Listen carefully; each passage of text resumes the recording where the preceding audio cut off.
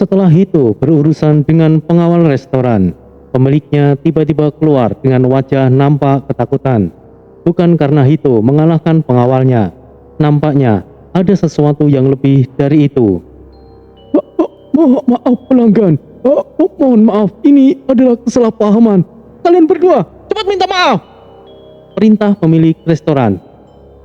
Maafkan kami, tuan pelanggan. Aku mau 1 botol minuman lagi, dan itu jadi milikmu. Hito mengambil lagi kantong hitam yang dilemparkan oleh salah satu pengawal sebelumnya. Cepat, ambilkan apa yang dia mau. Baik, bos. Salah satu pelayan langsung berlari dan mengambil minuman yang dimaksud. Silahkan pelanggan. Terima kasih, ini milikmu. Tidak pelanggan, itu tidak perlu. Kau tidak mau menerima ini? Baik tuan pelanggan. Pemilik restoran itu akhirnya menerima pemberian Hito. Kemudian Hito pergi begitu saja. Kenapa kau ketakutan, bos? Aku bisa saja meremukkan kepalanya. Aku hanya lengah tadi, bos. Kepalamu itu yang mau aku remukkan, ha? Untung saja tidak terjadi apa-apa dengannya. Kalian berdua bantu untuk tutup dan bereskan kekacauan ini. Baik, bos. Kedua pengawalnya bingung dengan apa yang dikatakan oleh bosnya. Mereka kemudian membantu membereskan tugas pelayan di ruangan khusus milik restoran. Bagaimana? Apakah kau sudah melakukan apa yang aku perintahkan? Sudah, tuan. Pemilik restoran tersebut bersujud ketakutan. Bagus. Apa yang diberikan lelaki itu padamu? Dia, tuan tersebut memberikan ini. Baiklah, aku bawa barang ini. Ingatlah untuk memperlakukan lelaki itu dengan baik dan turuti apa maunya. Apakah kau mengerti? Baik, tuan. Sosok misterius itu langsung menghilang. Siapa sebenarnya sosok tersebut? Apakah dia memiliki wewenang yang tinggi di negara Kota Lama? Sebenarnya, siapa Ayah ini? Bagaimana bisa Ayah menjadi salah satu anak dari petinggi negara Kota Lama? Sepertinya masih banyak misteri tentang Ayah. Apakah jangan-jangan Ayah adalah salah satu kunci penting untuk kebangkitan Sang Raja Iblis Agung? Ya, itu mungkin saja terjadi. Itu berjalan sempoyongan di keluar kota yang ramai, menuju ke tempat yang lebih sepi di perbatasan kota. Hito seharusnya tahu tempat tersebut adalah tempat terlarang, tempat di mana sebelumnya Hito dan Ayah tiba, yaitu pegunungan aneh yang tandus. Siapa kau? Dilarang melewati tempat ini. Pergilah! Ucap salah satu penjaga perbatasan. Hei, tidak perlu menahannya. Dia orang yang dulunya buat keributan di sini. Dia adalah orang yang dijamin oleh pimpinan. Biarkan saja dia. Iya juga. Hito yang tadinya berhenti kemudian berjalan kembali. Para penjaga itu menyingkir dan Hito pergi entah kemana. Mau kemana orang itu? Biarkan saja. Jika ada apa-apa, penegak hukum yang akan mengurusnya. Di suatu tempat di daratan rumput yang kering, Hito duduk sambil menenggak minumannya. Sialan. Dari semuanya yang pernah aku temui dan aku kenal, tidak pernah ada yang menyakitiku sedalam ini. Dewa, mohon maafkan aku. Aku, Hiroshi Hito, akan tetap menjalankan ajaran nenek moyang. Aku sungguh malu dan tidak lagi tertahankan. Hito mengeluarkan sebilah pisau pendek dengan panjang 30 cm. Jiraiya!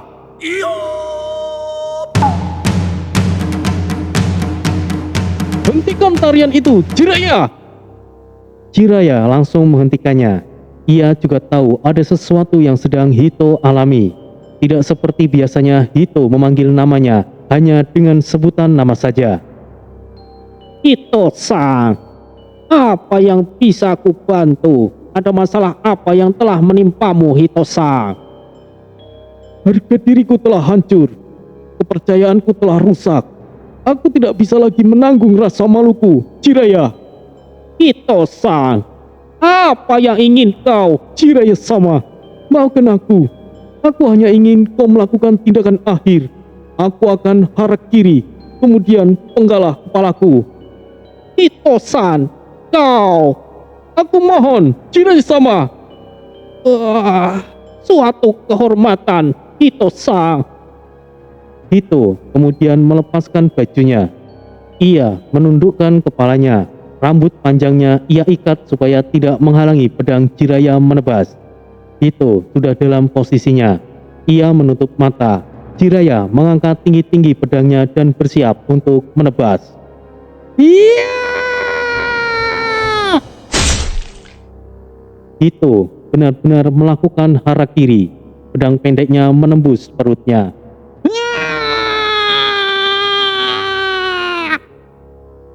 Hito berteriak dan mencoba untuk merobek perutnya. Jiraiya sudah bersiap. Ia sampai gemetaran yang sebenarnya tidak ingin melakukannya. Tapi Jiraiya harus melakukannya untuk meringankan rasa sakit Hito. Seseorang menghalau tebasan Jiraiya, kemudian merebut belati yang menancap di perut Hito. Siapa kau? Beraninya kau mengganggu ritual seppuku? Bodoh, apa yang sedang kalian lakukan? Kau adalah pendamping manusia ini, bukan? Bisa-bisanya kau ingin memenggalnya. Siapa kau? Kenapa kau menggangguku? Kata Hito dengan perutnya yang keluar darah segar. Kau tidak bisa mati di sini, dan hal itu tidak diizinkan. Sosok itu memukul Hito hingga pingsan. Kau, jangan mempersulit ini. Aku tidak paham dengan ritual aneh kalian. Manusia ini masih bisa diselamatkan. Jadi aku harap kau tidak menghalangiku. Baiklah, aku mengerti. Sosok misterius itu kemudian membawa Hito. Jiraiya mengikutinya. Hito mendapatkan perawatan terbaik di suatu rumah sakit dan nyawanya tertolong. Namun, Hito bukannya bersyukur, sekali lagi berusaha untuk bunuh diri. Karena tindakannya yang mungkin membahayakan orang-orang di sekitarnya. Akhirnya, Hito dikurung di penjara khusus di suatu tempat di pinggiran kota lama. Lepaskan! Lepaskan aku! Untuk apa kalian menahanku? Aku hanya ingin mati! Kenapa kalian mencegahku? Hito memberontak. Dasar manusia bodoh! Banyak orang berlomba-lomba untuk bisa diakui oleh penguasa. Kau malah ingin mengakhiri hidupmu. Terlepas apa itu masalahmu, kau bisa dengan mudah untuk melupakan masalahmu itu. Di sini adalah tempat terbaik di dunia manapun. Sekarang karena tindakanmu, kau ditempatkan di sini hingga keputusan selanjutnya dikeluarkan. Masuklah! Hei! Biarkan aku keluar! Hei! Tempat yang lembab, ubinnya begitu dingin, serta pencahayaan yang remang membuat penjara itu terlihat suram. Sial! Jiraiya-sama! Hening. Jiraiya-sama! Keluarlah! Tetap hening, tidak ada jawaban. Sial, ada apa ini? Kenapa Jiraiya-sama tidak meresponku? Jiraiya-sama! Tetap tidak ada respon darinya.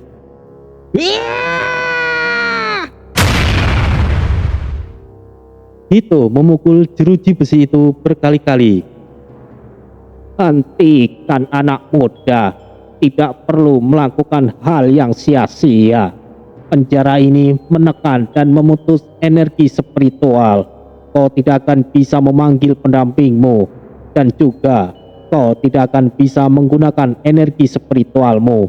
Diamlah dan jangan membuat keributan, ucap sosok lelaki tua kurus di penjara sebelah. Sial!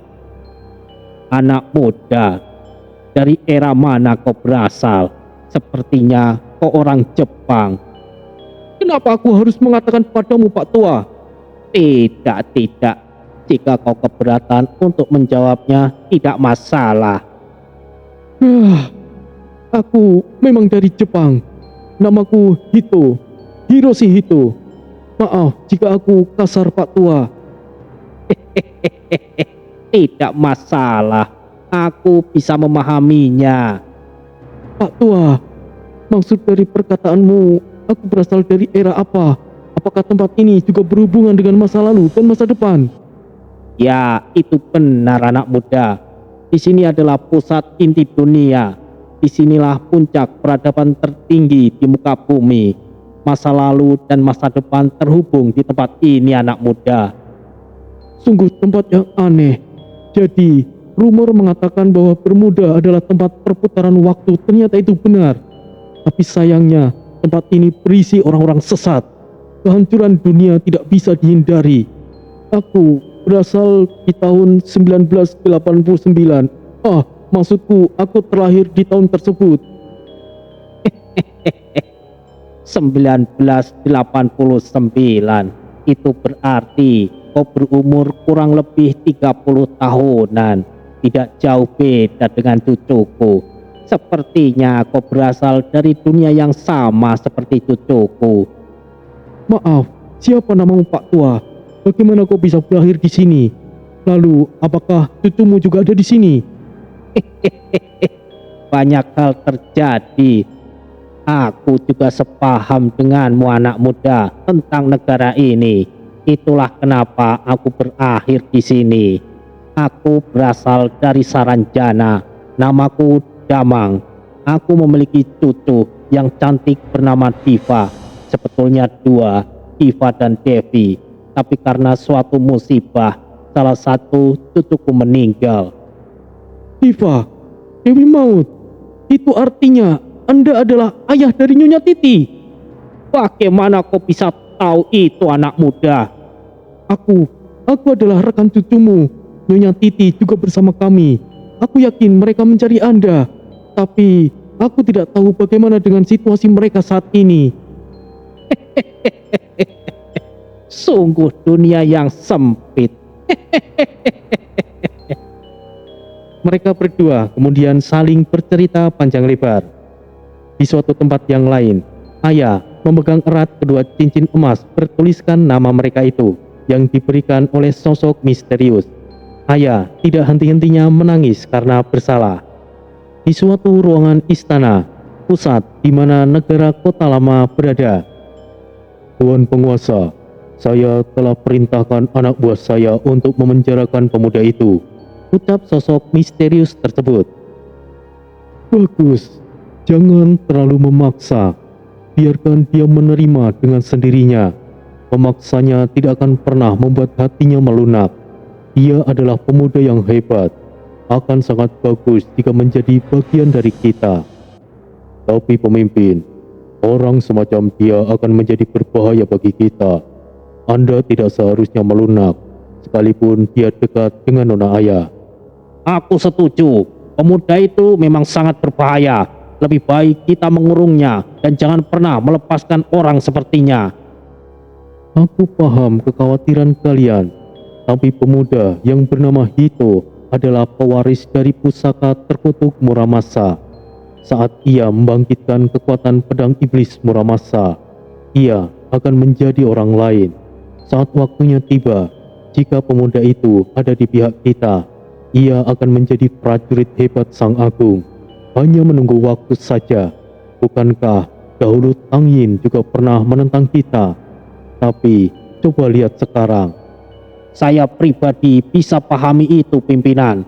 Namun, jika kejadiannya seperti Baduya, hal ini justru akan menyulitkan kita.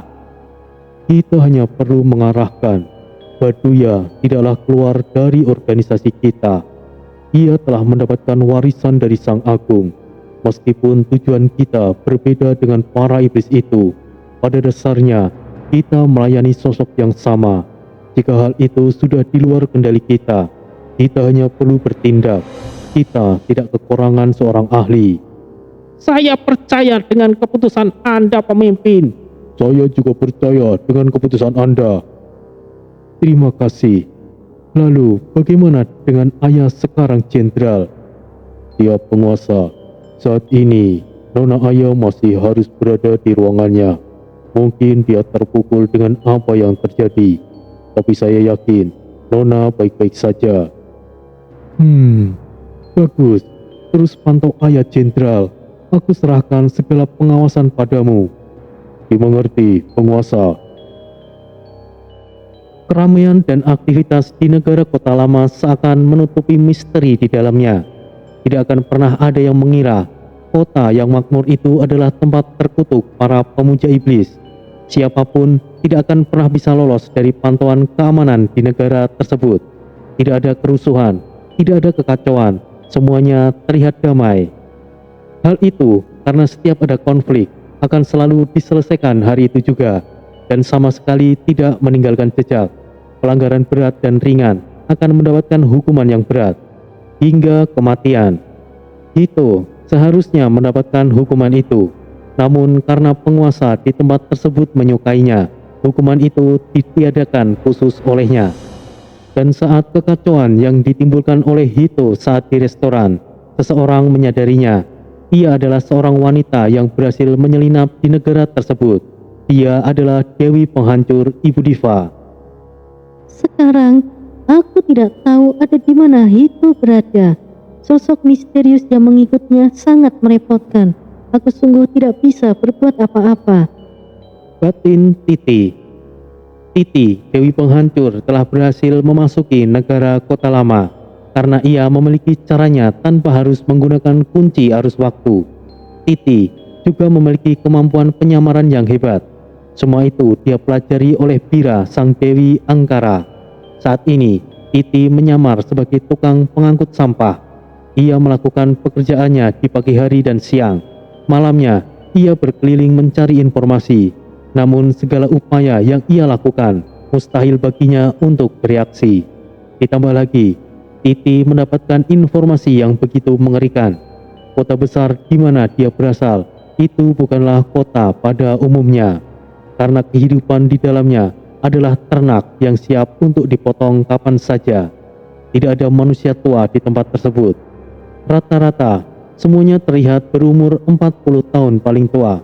Sama sekali tidak ada manusia tua. Mereka yang bukan anggota prajurit hanyalah para manusia untuk korban persembahan. Persembahan itu dilakukan di pusat inti paling bawah di tempat tersebut. Darah mereka dipersembahkan dan daging mereka dimakan oleh para petinggi negara tersebut, negara kota lama. Selain pemuja iblis, semuanya adalah para kanibal. Negara kota lama adalah tempat yang paling mengerikan. Kemegahan kota dan ketenangan di setiap sudutnya hanyalah fata morgana. Jika tempat tersebut adalah tempat yang sangat menyimpang, itu artinya Aya adalah sosok yang sama seperti lainnya. Lalu bagaimana nasib Titi? Mampukah ia menemukan Kidamang?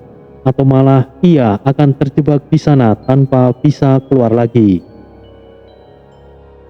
Sementara itu, di pulau terkutuk, Krepa kembali menghancurkan telur-telur tersebut satu persatu, karena yang ia temui kali ini adalah telur yang berbeda dari sebelumnya, lebih besar dan keras. Krepa memecahkan cangkang-cangkang keras itu dan memutus garis keturunan iblis sebelum mereka bisa menjadi ancaman. Suara pecahan telur terdengar seperti retakan kristal di dalam kegelapan. Namun jauh di dasar ruangan, sesuatu lebih besar sedang menunggu. Sial, ini lebih merepotkan dari sebelumnya. Ledakan marah tidak berpengaruh. Terpaksa harus satu persatu aku menghancurkannya. Krepa berusaha lebih keras lagi menghancurkan telur-telur tersebut. Meskipun memakan waktu, tetap Krepa lakukan. Sementara itu di lokasi Tori dan lainnya, Abigor masih duduk tenang menikmati pertunjukan rombongan Tori sedang bertahan. Mereka memiliki kemampuan yang lumayan. Sepertinya ras iblis jantung akan semakin berkembang jika mereka semuanya bisa dijadikan sumber makanan.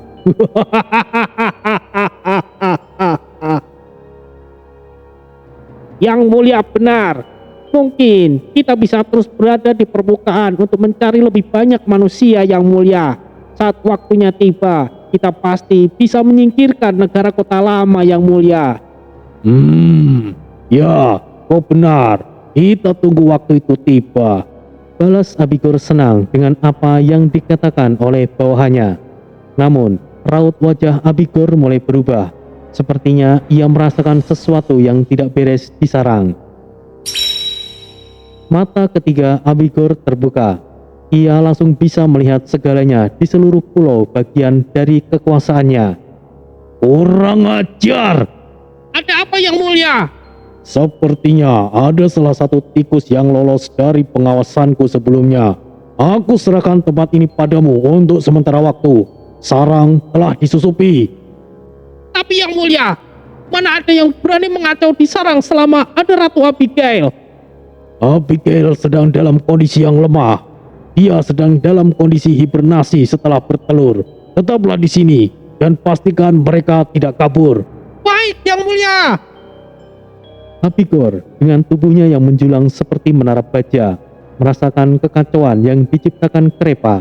Amarahnya meledak dan tanpa peringatan ia menerobos masuk ke ruangan. Tatapan matanya penuh dengan kebencian. Abigor adalah makhluk yang kuat. Darahnya penuh dengan energi kegelapan purba yang bahkan dunia spiritual sulit untuk menghadapinya. Dengan satu ayunan pedangnya, tiba-tiba Krepa terhempas ke dinding, nyaris hancur oleh kekuatan iblis tersebut. Kurang ajar! Beraninya kau menyusup kemari. Ribuan anak-anakku telah kau hancurkan. Beraninya kau! Sial, menyerang diam-diam. Ternyata kau pengecut juga ya. Hehehe. Krepa berusaha untuk tetap terlihat kuat, walaupun ia tahu musuh yang ada di hadapannya itu sangatlah kuat. Dia hanya berharap Rio dan lainnya segera menyadarinya. Sira dan Sire muncul di samping Krepa. Kalian. Syukurlah. Aku sudah khawatir akan menghadapinya sendirian. Terima kasih telah datang. Sekalipun ada kami berdua, situasinya saat ini tetap tidak akan merubah apapun. Tetaplah untuk waspada, Ucap Sire. Baiklah, kalian berdua terlalu kaku, tapi terima kasih telah datang. Sementara itu di luar, Tori dan lainnya merasakan getaran besar dari kastil. Tanda bahwa pertarungan sesungguhnya akan segera dimulai. Tori tahu bahwa ini mungkin adalah momen kritis. Dia dan teman-temannya berlari menuju kastil, siap menghadapi ancaman terbesar dalam hidup mereka. Para iblis yang ada di sana bukan lagi ancaman. Dengan mudahnya, rombongan Tori menerobos. Meskipun tidak membantai semuanya, setidaknya mereka harus bergegas menyusul Krepa. Ayo, kita harus segera menuju ke tempat Krepa berada, teriak Tori, memimpin mereka menuju pusat di mana Raja Abigor. Di tengah-tengah kekacauan itu, Rio menyadari bahwa Abigor adalah musuh yang jauh lebih kuat daripada yang mereka bayangkan. Portal Mara yang menghubungkan Krepa tiba-tiba tersegel. Jadi Rio tidak bisa menggunakan portal Mara. Musuh kali ini mungkin sangat berbahaya. Mereka membutuhkan strategi baru, kekuatan yang lebih besar. Dan disinilah Diva dan Aditya yang kini meski tampak tua, mereka membawa sebuah jawaban. Selama mereka terjebak di Pulau Iblis, mereka belajar rahasia gelap tentang kekuatan Raja Abigor dan Ratu Abigail. Raja Abigor tidak terkalahkan selama jantungnya tetap tersembunyi. Tapi kami sepertinya tahu di mana jantungnya disimpan. Apa yang dikatakan Diva benar. Alasan Raja Abigor segera pergi, mungkin Krepa mengarah ke jantung dan sarang Abigail. Kita harus bergegas, Aditya menambahkan. Tori dan lainnya tentunya mempercayai kata-kata Diva dan Aditya. Mereka bergegas menuju sarangnya, di mana Krepa telah memulai pertarungannya. Sial, dia kuat sekali. Bertambahnya kalian tidak akan merubah apapun. Kalian tetap akan binasa di sini. Energi iblis yang sangat dahsyat memancar, membuat Sira, Sire dan Krepa begitu tertekan. Energi ini, kita harus cepat, pinta Tori. Tori mulai khawatir dengan energi sebesar itu. Semoga Krepa dan lainnya masih mampu untuk bertahan. Dan tepat waktu saat Abigor mulai melancarkan serangannya, dengan kekuatan spiritual mereka digabungkan, Tori dan rekan-rekannya menyerang Abigor. Abigor terpental mundur. Tidak berhenti sampai di situ. Rio mengambil kesempatan membuka portal dunia Mara untuk melancarkan serangan fatal ke arah Abigor. Bersama Desta dan Kimi menembus pertahanan sang iblis Abigor dengan api komara dan ilusi yang Kimi ciptakan. Kabut ilusi.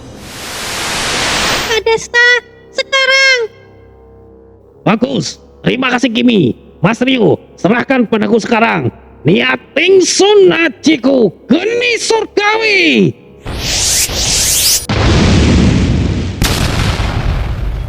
Abigor terpental mundur.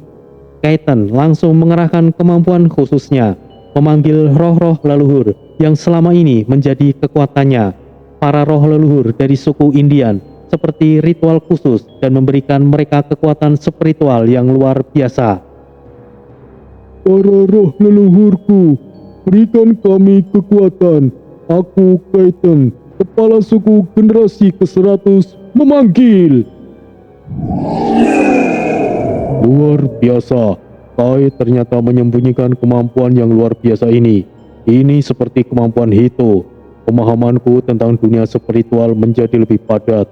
Ini sungguh luar biasa, Ucap Jaka. Aku tahu, Kai pasti memiliki kemampuan uniknya, Jaka. Kai masih terpejam dan larut dalam ritual. Enola menyempurnakannya dengan tarian khas suku Indian untuk menghibur para roh leluhur agar tidak mengamuk. Mas Tori, lihatlah di sana. Jangan-jangan itu adalah jantung Abigor, Mas Aditya. Tidak salah lagi. Itulah jantungnya, Bang Tori. Baiklah, aku akan menghancurkannya. Yang lain, berusahalah untuk mencegah Abigor. Serahkan pada kami Tori. Tombak Naga Emas, Shenlong! Tori langsung menuju ke arah pusat jantung Raja Iblis Abigor. Beberapa iblis yang cukup kuat menghadang jalan Tori. Halangi dia, jangan sampai dia bertindak. Angin astral.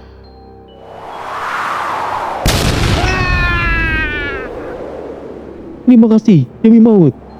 Pergilah, Bang Tori. Dimengerti. Abigor menyadari bahwa jantungnya dalam bahaya. Ia segera bangkit dan menghampiri Tori. Namun, Kabut ilusi.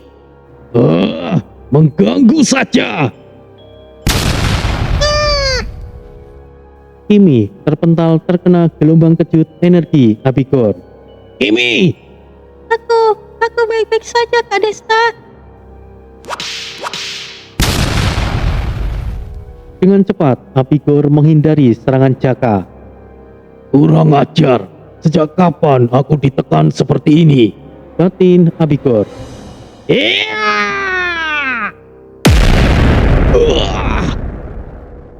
Abigor kembali terpental saat Desta melakukan serangan. Semuanya tidak ada yang bersantai. Babasil, Krepa, Shira dan lainnya yang tidak ikut campur menghadang Abigor. Mereka menahan para iblis yang mulai berdatangan. Rio bertugas melindungi Kai dan Enola yang sedang melakukan ritualnya. Iya.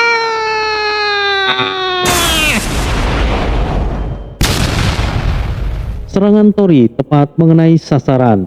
Namun ternyata jantung Abigor dilindungi oleh pertahanan yang cukup kuat. Pelindung ini cukup kuat. Baiklah, Seringa Naga Sona.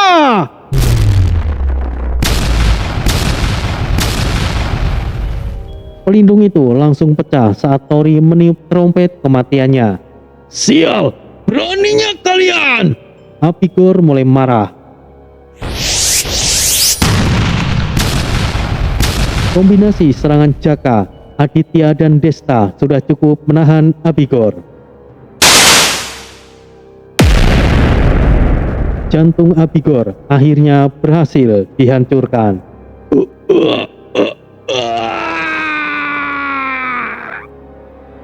Abigor berteriak dengan kencang. Raja Abigor yang kehilangan sumber kekuatannya runtuh dalam jeritan menggelegar yang mengguncang seluruh pulau. Pertarungan itu akhirnya berakhir, tapi bekas-bekasnya tetap tertinggal di hati Tori dan teman-temannya. Mereka selamat, namun mereka tahu ini hanyalah awal dari misteri yang lebih besar. Apakah semuanya sudah berakhir? Entahlah, tapi seharusnya pulau ini akan segera runtuh jika Abigor telah mati. Lalu, bagaimana dengan Ratu Iblis Abigail? Tidak perlu memikirkan itu, Jaka. Lebih baik kita segera keluar dari sini. Kita juga tidak tahu apa yang akan terjadi berikutnya. Iblis tidak akan benar-benar mati. Tori benar, kita harus segera keluar dari sini terlebih dahulu. Setelah kekalahan Abigor, udara di Pulau Iblis terasa semakin berat. Tidak ada perayaan kemenangan, hanya kesadaran bahwa kekuatan iblis tidak benar-benar hancur. Di balik kemenangan itu, sesuatu yang lebih besar dan lebih mengerikan sedang bersiap untuk bangkit kembali. Di dalam kastil yang retak, tiba-tiba muncul bayangan hitam yang menjulang tinggi, menyelubungi pulau itu dengan kegelapan yang lebih pekat. Dari dalam reruntuhan, Abigor bangkit kembali, namun kali ini dengan kekuatan yang lebih dahsyat. Di dahinya muncul sebuah mata ketiga yang bersinar merah darah, dikenal sebagai mata iblis penghancur. Pecahan jiwa iblis agung yang membuatnya tidak terkalahkan. Dengan satu mata itu, tidak ada yang bisa lolos dari penglihatannya. Semua pergerakan Tori dan kelompoknya kini terawasi dengan sempurna. Mata iblis penghancur bisa menembus setiap ilusi, membaca niat seseorang sebelum bertindak, dan melumpuhkan musuhnya hanya dengan tatapannya. Abigor tidak perlu lagi memanggil pasukan iblisnya. Ia sendirian sudah lebih dari cukup untuk menaklukkan siapapun yang berani menantang. Mereka tahu Raja Iblis Jantung tidak semudah itu dikalahkan. Belum lagi kemunculan Ratu Iblis Abigail. Mereka telah berusaha, namun mereka harus berusaha lebih keras lagi untuk benar-benar bisa mengalahkan penghuni Pulau Iblis tersebut. Ketika mereka berpikir bahwa kekuatan Abigor telah terkendali, sesuatu yang tidak terduga telah terjadi.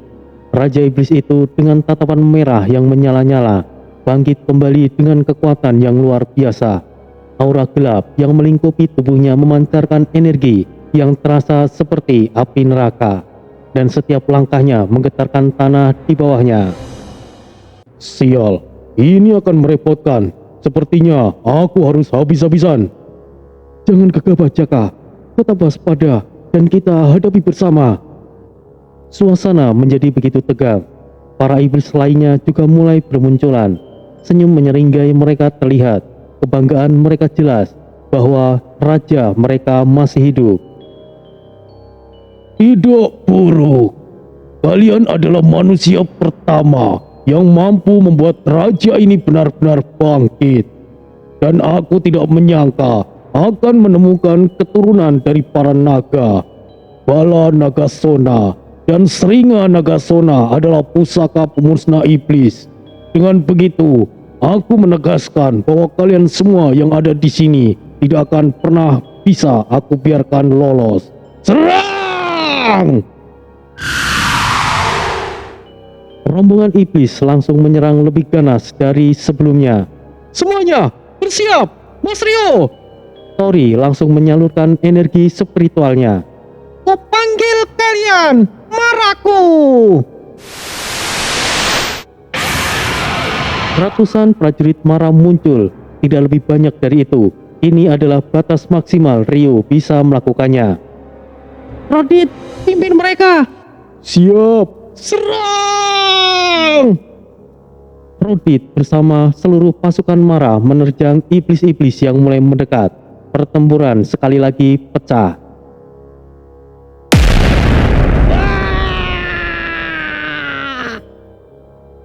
Bunuh semuanya! Seru Rodit. Dengan semangat yang tinggi, Rodit mengamuk menghancurkan para iblis yang mendekat.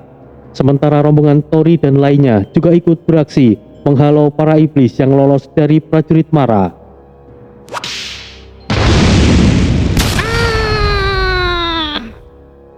Uta, Yada, Subali, pertahankan posisi kalian. Siap, Tuan. Siri dan Suru bergabung ke dalam pasukan Shira. Kemampuan 4 Shira, Shira, Sire, Siri dan Suru begitu luar biasa saat mereka berempat bergabung. Serangan kombinasi mereka setara dengan seluruh kekuatan pasukan peri. Amitabha, ini tidak akan mudah.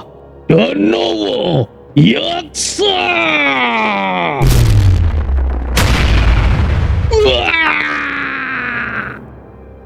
Master, itu hebat sekali. Giant Strength. Titan tidak ketinggalan bertempur di sisi Mbah Basil. Kau berkembang cukup baik, nak. Amitabha. Itu karena Anda adalah masternya. Bagaimana mungkin ini terjadi? Jantungnya telah hancur. Bagaimana bisa Abikor masih belum tumbang? Tidak, menghancurkan jantungnya tidak akan membunuhnya, Diva. Setidaknya Abikor akan tersegel untuk sementara waktu. Tapi aku tidak menyangka akan secepat ini iblis keparat itu bangkit. Balas Aditya. Mungkin benar bahwa iblis tidak bisa mati. Seperti yang Abikor katakan, aku mungkin bisa memusnahkannya. Aku yakin pasti berdampak saat aku menghancurkan jantungnya. Yang membuatnya masih mampu bertahan adalah mata iblis penghancurnya. Kita tidak tahu kemampuannya, apalagi yang bisa dilakukan oleh mata itu. Tetap waspada semuanya. Des, kita tidak bisa lama-lama di sini. Lebih cepat, lebih baik keluar dari pulau sialan ini, Des. Aku tahu, Tul.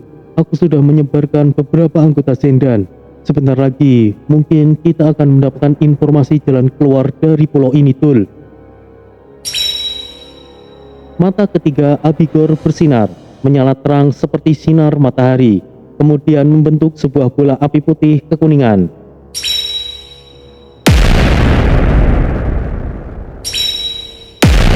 Sinar itu menyerang dengan vertikal, menghancurkan dalam sekejap prajurit Mara. Sah, bahaya sekali serangan itu. Jangan ikut ke garis depan, Krepa. Tetaplah bersamaku di sini. Bangkitlah, Maraku.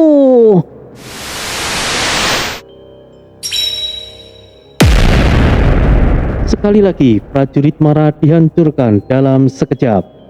Sial, laki-laki cahaya itu. Hati-hati semuanya. Teriak Ryu. Seringa Nagasona.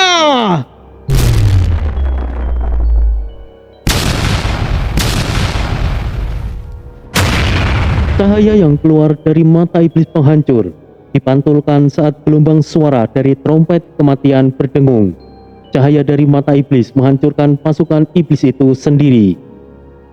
Seringa Nagasona sangat merepotkan.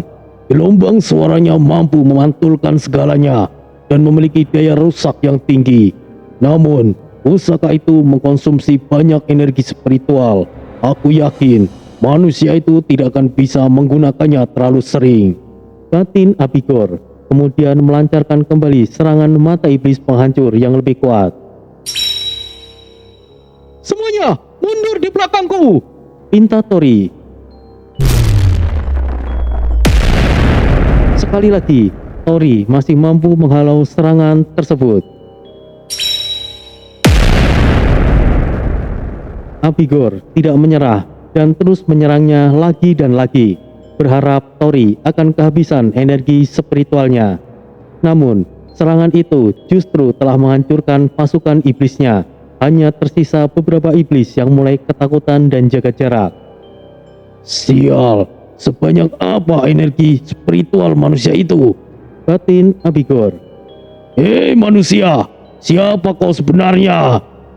Aku hanyalah manusia pada umumnya. Kenapa kau bertanya seperti itu? Abigor dan Tori saling berhadapan. Entahlah, bagaimana bisa manusia sepertimu menggunakan pusaka naga? Dari semua pusaka naga, Seringa Nagasona adalah pusaka yang paling banyak menguras energi spiritual. Bagaimana bisa kau menggunakannya lebih dari 3 kali? Raja Abigor, entah apa yang sedang kau rencanakan. Tapi, apakah kau berharap aku akan menjawab pertanyaanmu itu? Kau manusia yang menarik. Energi yang begitu besar tiba-tiba muncul. Satu sosok lagi terlihat. Asap hitam keluar dan perlahan menghilang. Kemudian muncul sosok wanita cantik dengan tubuh yang luar biasa menggoda. Namun terasa begitu menekan. Tori mundur beberapa langkah. Desta, Jaka, Aditya dan Dewi Maut menghampiri Tori. Suamiku, apakah mereka yang mengacau di wilayah kita? Ucap Abigail. Ah, istriku, apakah kau sudah lebih baik? Balas Abigail. Tidak pernah sebaik ini, suamiku. Kau bangun tepat waktu. Aku cukup kesulitan menghadapi mereka. Para anak-anak kita tidak bisa melawan mereka. Abigail melihat sekelilingnya, bergelimpangan para iblis dengan kondisi yang mengenaskan. Kurang ajar. Apakah semuanya ini mereka yang melakukannya? Energi iblis yang kuat memancar saat Abigail marah. Abigail yang sebelumnya lemah karena baru saja melahirkan telur-telur iblis, ini tampak pulih sepenuhnya. Aura hitam pekat mengalir dari tubuhnya, dan ia memandang rombongan Tori dengan tatapan amarah. Aku akan memastikan tidak ada seorang pun yang bisa melarikan dari sini hidup-hidup. Abigail berkata dengan nada dingin, memperlihatkan kekuatan yang hampir tidak terbatas. Apakah kau kira bisa mengancam kami begitu saja? Ong Wilaheng, Sekaring Rahwana mancing. Jaka langsung menyatu dengan Eyang Brahogeni. Tidak sampai di situ saja. Alam semesta kecilku, berikan aku kekuatan. Energi spiritual yang tajam berkobar, berselingan dengan api Brahogeni. Komarakeni, bangkitlah leluhur naga api. Berbagai macam api menyelimuti Desta. Inilah kemampuan terkuat Desta saat ini. Api leluhur, api penghancur yang memiliki daya rusak yang sangat tinggi. Api yang hampir setara dengan api naga Vokalong. Aditya dan Dewi Maut juga tidak ingin ketinggalan. Mereka juga akan mengerahkan seluruh kemampuannya. Namun, Mas Adit, Dewi Maut, tahan diri kalian, pinta Tori. Aditya dan Dewi Maut mengerti apa yang Tori maksud. Jika semuanya habis-habisan, hal buruk mungkin akan segera terjadi. Mereka sadar, saat semuanya kehabisan energi spiritual, itulah situasi yang paling mendesak. Aditya dan Dewi Maut akhirnya mundur dan bergabung bersama Rio dan lainnya. Jaka dan Desta melangkah ke depan Tori untuk mengalahkan Abigor dan Abigail.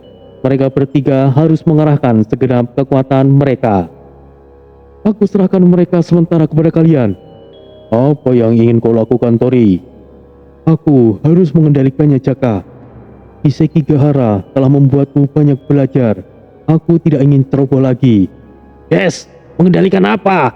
Jangan-jangan yang kau maksud adalah iblis hatimu. Jangan sembrono kau, Des. Aku tahu ini tidak akan mudah, Dul. Tapi jika kita tidak bersungguh-sungguh, kejadian di Sekigahara akan menimpa kita. Saat itu, kita sekali lagi tidak akan beruntung. 2 kali kita mengalami situasi yang buruk, Xinjiang dan Sekigahara. Kita tidak tahu apakah keberuntungan itu akan kita dapatkan kembali.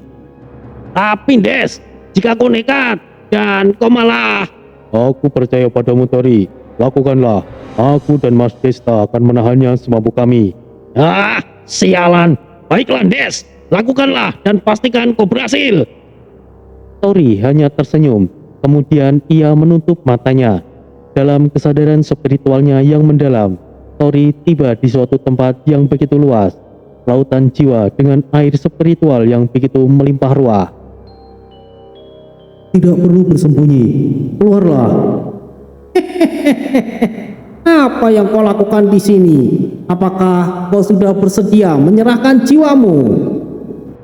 Ucap sosok hitam kemerahan yang terkurung dalam kerangkeng emas. Kenapa kau selalu mengucapkan itu? Kita adalah satu. Aku harap kau mau menjadi kekuatanku. Troy, Dewa Iblis Kekacauan. Hei manusia, dari mana kau tahu namaku? Apakah itu penting? Kau adalah Dewa Iblis yang bersemayam di tanah Jambi. Kau hampir musnah jika bukan karena diriku. Semenjak aku dibawa makhluk halus rendahan di tanah Jambi dan kebangkitan energi spiritualku, kau mulai masuk ke dalam jiwaku untuk menyerap energi spiritualku. Tapi karena dirimu juga, aku bisa selamat saat itu. Troy, aku telah mengetahui segalanya. Kau memang iblis, tapi sebutan Dewa Iblis bukanlah sebutan belaka. Dari banyaknya para iblis di benahan dunia ini, kaulah satu-satunya yang menentang terjadinya invasi. Tindakanmu mungkin bisa membahayakan kaummu sendiri. Oleh sebab itu, kau dikhianati dan kau berakhir dalam keadaan menyedihkan. Lalu kebetulan kau jatuh di tanah Jambi dan bertemu denganku. Lalu kau... Cukup! Jangan kau pikir aku berbeda. Aku tetaplah sang Raja Iblis dari tanah leluhur dunia atas. Dunia atas apanya? Kau bahkan tidak berani muncul saat Nobu Naga hadir. Kau bisa saja dengan mudah mengendalikan jiwaku saat itu. Ketahuilah bocah, aku masih belum dalam kondisi terkuatku. Baru 10% kekuatanku pulih. Oda maupun Mumkra sekalipun bisa aku lenyapkan hanya dengan satu jari saat aku dalam kondisi seutuhnya pulih. Jangan merendahkanku manusia. Aku tahu, aku sangat tahu. Sudah aku katakan, kita berbagi informasi.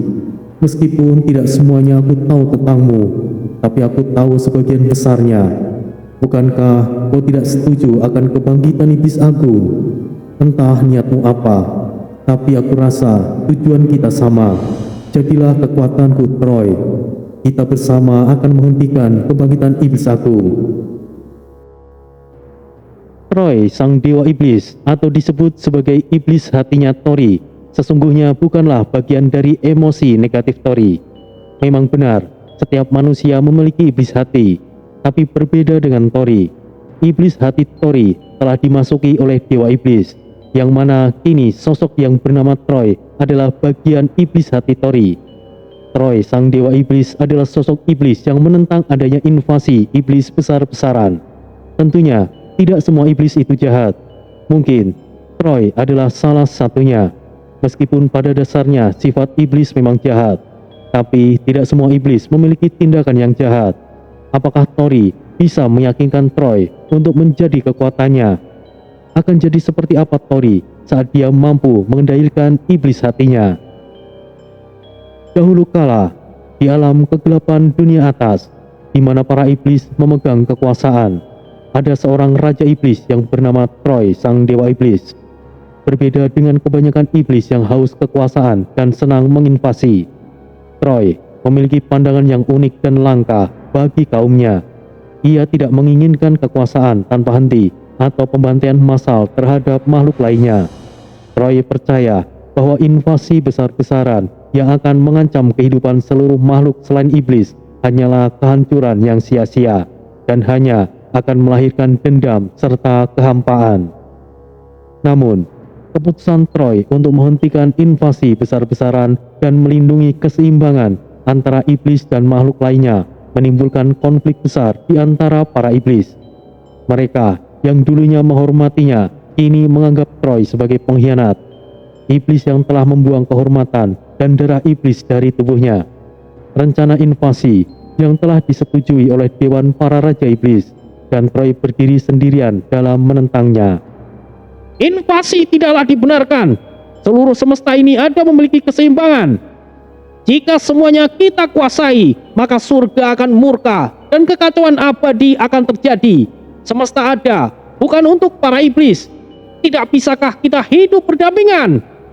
Troy menyampaikan keberatannya. Troy, keputusan invasi telah disetujui oleh semua pihak. Hanya kau saja yang keberatan. Satu suaramu tidak akan berguna. Dengan kesal, Troy meninggalkan ruangan tersebut dengan amarah. Hal itu membuat mereka yang ada di sana begitu khawatir. jika Troy akan menjadi penghalang. Ini tidak bisa dibiarkan. Dia bisa menjadi hambatan. Ya, aku setuju. Tapi jika hal itu benar, maka kita harus bertindak tegas. Iya, tapi selama Troy tidak menghalangi, kita tidak perlu melakukan apa-apa. Aku sependapat, Ucap beberapa Raja Iblis. Ketika kabar tentang penentangan Troy menyebar, banyak pengikutnya mulai meragukan kepimimpinannya. Bawahannya yang dulunya loyal mulai terpecah menjadi dua kubu. Mereka yang setia pada prinsip Troy dan mereka yang berpegang pada ideologi invasi dan supremasi iblis. Kerajaan iblis yang dulu kokoh pun terpecah, diwarnai bisikan konspirasi, pemberontakan, dan ketidakpuasan. Di tengah kekacauan tersebut, muncul sosok bernama Gara sang penjagal, salah satu jenderal Troy yang ambisius. Gara menyusun rencana untuk menggulingkan Troy dan merebut tahta, membawa pasukannya yang haus darah untuk melawan Troy dan pasukan yang setia padanya. Dengan kekuatan brutal dan manipulasi, Gara berhasil menarik banyak prajurit untuk bergabung dalam pemberontakannya. Aku Gara. Pimpinan kita saat ini tidak patut lagi untuk diikuti. Dia adalah pengkhianat kaum kita. Menentang ada invasi untuk keberlangsungan kaum iblis kita. Semuanya, mari bersamaku. Kita bunuh pengkhianat itu. Teriakan ratusan iblis yang mendukung Gara bergema. Suatu malam yang kelam, saat langit dunia atas menyala merah dengan petir, pemberontakan pecah di kerajaan Troy. Dengan kekuatan pedang hitamnya, Kagutsuki, Troy maju menghadapi para pengkhianat. Dengan kekuatan yang luar biasa, ia mampu melawan ratusan prajurit sekaligus. Namun, jumlah mereka tidak ada habisnya. Troy tahu bahwa ini bukan hanya perang fisik, tetapi juga perang ideologi. Sebuah pertempuran untuk mempertahankan keyakinannya. Di tengah pertempuran sengit, Troy bertemu dengan Gara di halaman istana, di mana mereka akhirnya bertarung satu lawan satu. Gara dengan senyuman licik mengejek keputusan Troy yang menurutnya bodoh dan lemah. Namun, bagi Troy, kekuatan sejati bukanlah tentang menghancurkan, melainkan melindungi. Ia melawan dengan kemarahan yang terkontrol, menghantamkan pedangnya dengan kilatan api biru yang mampu membakar jiwa. Pertarungan itu berlangsung lama dan sengit. Namun akhirnya, Troy berhasil menaklukkan Gara dengan satu tebasan yang menghancurkan. Kemenangan Troy atas Gara ternyata tidak cukup untuk memadamkan api pemberontakan. Para pengkhianat terus bermunculan, bahkan mengancam keselamatan warga sipil di kerajaannya. Melihat semakin banyaknya korban, Troy membuat keputusan yang berat. Ia harus meninggalkan kerajaannya untuk sementara. Dengan penuh kesedihan, ia menyerahkan kerajaannya kepada salah satu pengikut setianya, Lia, sang penyembuh bayangan yang berjanji untuk menjaga kerajaan selama kepergiannya. Troy kemudian memulai perjalanan panjangnya menuju tempat-tempat tersembunyi di dunia iblis, tempat di mana para raja iblis lain tidak akan mencarinya. Ia bertekad untuk mencari cara untuk menghentikan invasi dengan jalan lain, bahkan jika harus mengorbankan dirinya sendiri. Dengan melintasi lembah-lembah beracun, pegunungan berapi, hingga samudera kelam, Troy mencari sekutu yang dapat membantu menghentikan rencana kehancuran dunia. Selama perjalanannya, Troy bertemu dengan berbagai sosok luar biasa yang menguji keyakinannya. Salah satunya adalah seorang penyihir tua bernama Mira, yang dulunya adalah makhluk manusia sebelum memilih untuk mengabdi kepada dunia iblis. Mira memberikan Tori sebuah ramalan bahwa jalan kebenaran yang ia pilih akan berakhir dengan kehancuran bagi dirinya, namun memberikan harapan bagi dunia lain. Meskipun ramalan itu terdengar suram, Troy tidak gentar. Bersama dengan Mira dan sekelompok kecil pengikut baru yang ia temui di perjalanan, Troy mulai menyusun rencana besar untuk menggagalkan invasi para raja iblis tanpa harus berperang secara frontal. Mereka menyusup ke wilayah-wilayah kerajaan iblis lainnya, menyebarkan desas-desus, mematahkan aliansi, dan menggoyahkan kepercayaan di antara pasukan Raja Iblis. Setelah berbulan-bulan berpetualangan dan melawan ancaman dari pengkhianat, Troy dan sekutunya sampai di puncak gunung berapi gelap, tempat pertempuran besar para Raja Iblis. Di sanalah invasi akan diputuskan dan diluncurkan. Troy tahu bahwa ini adalah kesempatan terakhirnya untuk menggagalkan rencana tersebut. Dengan kekuatan yang tersisa, Troy menyusup ke pertemuan para Raja Iblis dan mengungkapkan kenyataan tentang kehancuran yang akan ditimbulkan invasi tersebut. Ia berbicara dengan tegas, bahkan berani menentang setiap Raja Iblis untuk menghentikan rencana mereka, mengingat mereka tentang konsekuensi dari ketamakan dan kebencian. Namun, para Raja Iblis menolak mentah-mentah peringatannya. Akhirnya, Troy terpaksa melawan mereka dalam pertarungan yang sengit. Seorang diri melawan Raja-Raja Iblis yang kuat. Pertempuran itu penuh ledakan energi gelap, mantra kuno, dan pertarungan pedang yang mengguncang dunia atas. Troy akhirnya berhasil mengalahkan beberapa Raja Iblis, namun ia terluka parah. Di saat-saat terakhirnya, sekutu-sekutunya termasuk Mira dan Lia yang telah menyusulnya datang untuk membantunya. Dengan bantuan mereka, Troy berhasil menggagalkan invasi tersebut, tetapi tubuhnya perlahan melemah. Dalam nafas terakhirnya, Troy menyampaikan pesan kepada para pengikutnya dan makhluk lainnya di dunia iblis, menanamkan keyakinan bahwa dunia tidak harus dipenuhi oleh kebencian dan kehancuran. Troy, sang dewa iblis, akhirnya gugur dalam perjuangannya. Namun kehadirannya mengubah pandangan banyak makhluk di dunia iblis. Tapi faktanya, invasi tetaplah terjadi. Pengorbanan Troy tidak ada artinya. Ketika tubuh Troy hancur dalam pertempuran di dunia atas, ia tidak sepenuhnya musnah. Kesadarannya terlempar ke dunia bawah, sebuah alam penuh kehampaan dan bayangan. Dalam keadaan antara hidup dan mati, jiwanya berkeliaran tanpa bentuk, tanpa tubuh, hingga suatu hari ia mendapati cahaya kecil di tengah kehampaan yang datang dari seorang anak kecil yang bernama Tori. Hei manusia, kau ingin kekuatan? Aku bisa memberikannya, tetapi dengan satu syarat. Apa yang kau mau, Troy? Aku adalah Troy, sang dewa iblis. Aku sudah lama berdiam di dalam jiwamu. Namun, jangan salah paham. Aku bukan kekuatan yang bisa kau kendalikan. Aku ada di sini untuk mengambil alih tubuhmu. Dengar, Troy. Aku tidak peduli siapa kau di masa lalu, tapi aku membutuhkan kekuatanmu sekarang. Bantu aku mengalahkan Raja Iblis Abigor dan Abigail. Jadilah kekuatanku. Kau naif manusia. Aku bukanlah kekuatan yang bisa kau perintah. Aku adalah penguasa, bukan pengikut. Jika kau ingin kekuatanku, kau harus menyerahkan kendali tubuhmu padaku. Tidak, aku tidak akan membiarkan diriku dikuasai olehmu, Troy. Jika kau ingin tubuhku, kau harus melawanku untuk mendapatkannya. Diskusi tidak berhasil. Akhirnya pertarungan harus terjadi. Mereka bertarung bukanlah dengan senjata fisik, melainkan dengan kekuatan mental dan kehendak.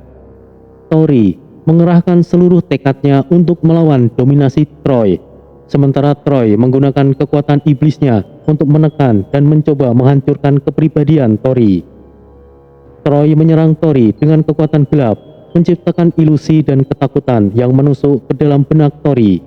Ia menunjukkan kilasan masa lalu penuh kesengsaraan, memperlihatkan bayangan kematian dan kehancuran, berharap dapat melemahkan mental Tori. Namun Tori melawan dengan ketabahan hati dan keberanian. Aku bukanlah budak ketakutanmu, Troy! Teriak Tori memukul mundur setiap ilusi yang dikirimkan oleh Troy. Troy tersentak. Ia tidak menyangka seorang manusia seperti Tori mampu menahan kekuatan mental seorang Raja Iblis. Namun, Troy belum mengeluarkan seluruh kekuatannya. Dengan senyum tipis, ia melancarkan serangan terakhirnya. Kenangan penuh rasa sakit tentang pengkhianatan dan kehancurannya. Kau tidak akan pernah mengerti manusia. Aku kehilangan segalanya demi keyakinanku. Dan sekarang aku akan merebut tubuhmu dan menciptakan dunia di mana aku dapat mengembalikan kekuasaanku. Tori menatap Troy dengan penuh kesedihan, namun juga keteguhan hati. Kau tidak memahami bahwa kekuatan sejati datang bukan dari menguasai, tapi melindungi. Kau mungkin menguasai kegelapan, Troy, tetapi aku telah memilih untuk menjadi cahaya dalam kegelapan itu. Ini tubuhku, dan aku tidak akan menyerahkannya padamu. Kedua energi mental saling berbenturan. Saat pertempuran mental mencapai puncaknya, tubuh Tori mulai diselimuti aura kegelapan dan cahaya yang saling bertabrakan. Apakah Tori akan berhasil mengendalikan iblis hatinya? Atau mungkin Tori justru akan kembali tenggelam ke dalam iblis hatinya lagi?